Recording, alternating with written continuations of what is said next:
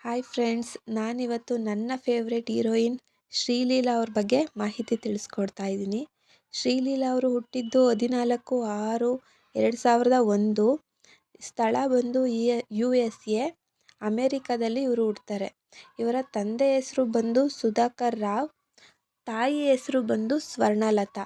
ಸ್ವರ್ಣಲತಾ ಅವರು ಈಗಲೂ ಕೂಡ ಡಾಕ್ಟರ್ ವೃತ್ತಿನ ಮಾಡ್ತಿದ್ದಾರೆ. ಎಜುಕೇಷನ್ ಬಂದು MBBS ಮಾಡಿದ್ದಾರೆ ನಮ್ಮ ಶ್ರೀಲೀಲಾ ಅವರು. ಹಾಗೆ ಇವರ ಮೊದಲನೇ ಮೂವಿ ಬಂದು ಕಿಸ್ ಮೂವಿ ಕನ್ನಡದಲ್ಲಿ ರಿಲೀಸ್ ಆಯಿತು. 2019ರಲ್ಲಿ ಈ ಮೂವಿ ರಿಲೀಸ್ ಆಯಿತು. ಬ್ಲಾಕ್ ಬಾಸ್ಟರ್ ಹಿಟ್ ಆಯಿತು ಅಂತಲೇ ಹೇಳ್ಬೋದು. ಆನಂತರ ಬೈ ಟು ಲವ್, ಇದು ಕೂಡ ತುಂಬ ಚೆನ್ನಾಗಿತ್ತು, ಕಾಮಿಡಿ ಆಗಿತ್ತು, ಒಳ್ಳೆ ಮೂವಿ ಅಂತ ಹೇಳ್ಬೋದು. ಆನಂತರ ಭರಾಟೆ, ಇದೆಲ್ಲ ಅಷ್ಟೊಂದು ಹಿಟ್ ಕೊಡ್ತು ನಮ್ಮ ಶ್ರೀಲೀಲಾ ಅವ್ರಿಗೆ. ಅನಂತರ ಇವರು ತೆಲುಗು ಇಂಡಸ್ಟ್ರಿಯಲ್ಲಿ ಕೂಡ ಪಾತ್ರ ನಿರ್ವಹಿಸಿದ್ದಾರೆ.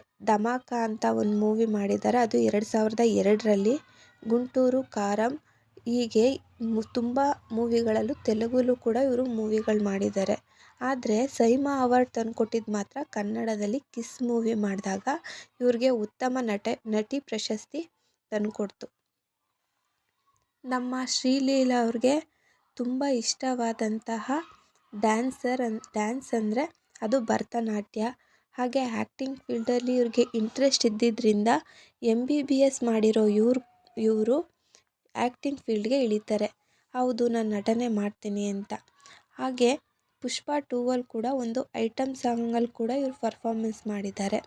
ಕಿಸ್ ಕಿಸಿಕ್ ಅನ್ನೋ ಒಂದು ಸಾಂಗಲ್ಲಿ ಇವರು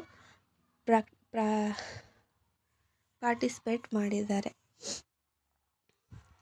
ಶ್ರೀಲೀಲಾ ಅವ್ರ ಬಗ್ಗೆ ಇನ್ನಷ್ಟು ಮಾಹಿತಿಗಳು ನಿಮಗೇನಾದರೂ ಗೊತ್ತಿದ್ದರೆ ಕಮೆಂಟ್ ಮಾಡಿ.